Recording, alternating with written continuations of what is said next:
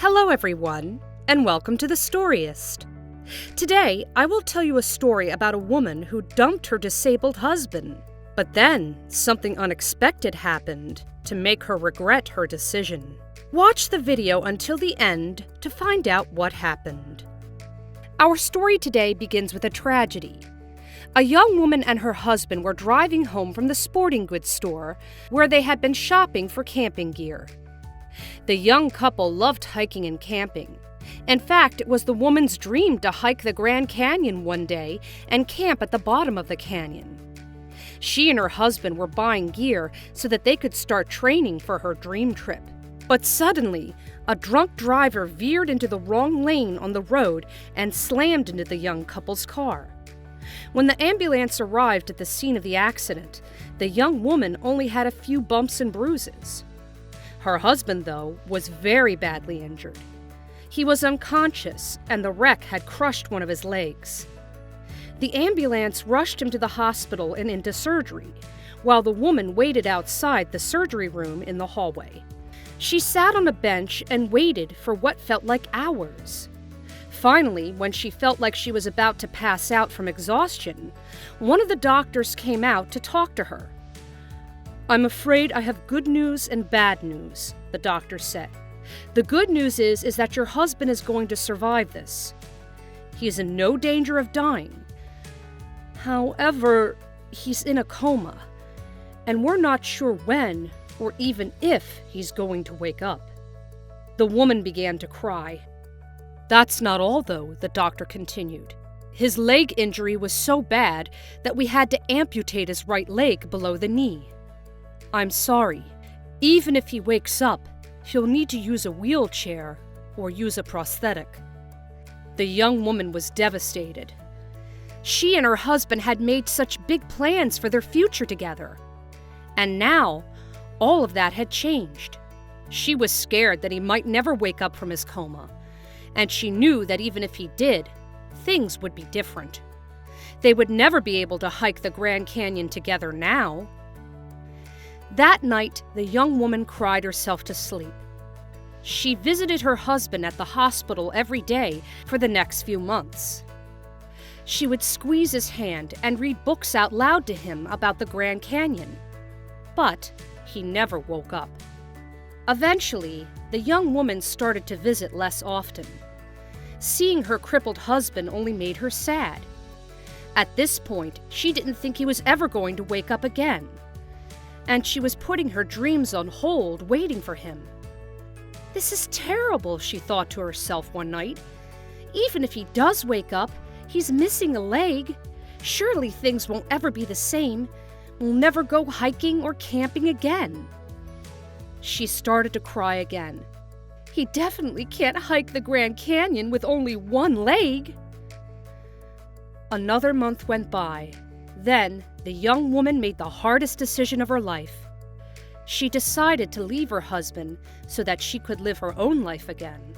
Her husband's family would be able to visit him at the hospital and help with his medical care. They said they wished she would stay, but they understood her decision.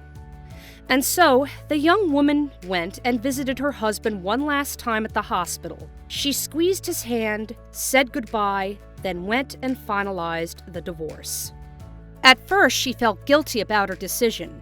She knew it was selfish, but she just couldn't wait anymore. She had to pursue her dreams, even if it meant abandoning the one she loved. So the young woman pushed the guilt down and started hiking every weekend. She poured herself into training for a big camping trip, bigger than she had ever gone on with her husband. She tried to keep herself too busy to feel sad or guilty about leaving her husband, but it didn't always work. Eventually, she began to feel less and less guilty, but it never really went away. The worst part about it was the loneliness. Even though she would go camping to forget about her ex-husband, it would always end up making her think about him more. Sitting there by the fire, she couldn't help but miss him. He would always roast the most perfect marshmallows when they made s'mores, and would always end up giving the young woman his own marshmallow when she burned her own. That night, she cried herself to sleep in her tent out under the stars. Despite all this, the young woman kept training. She was determined to go and hike the Grand Canyon, even if she was going to have to do it alone. A year later, the day of her trip finally arrived. The young woman gathered her gear, got on a plane, and flew to Arizona to start her dream trip. When she got there and stood at the top of the canyon, ready to begin her 3-day hike, she couldn't help feel a pang of sadness. She was supposed to do this with her ex-husband, but she reminded herself that was impossible now. So the young woman pushed her loneliness aside, tightened the laces on her hiking boots, and started into the Grand Canyon. The first day went very well for the young woman. She had prepared well, so she made it to her campsite at the bottom of the canyon with plenty of time before sundown. She set up her tent, burned a marshmallow, and got to sleep early.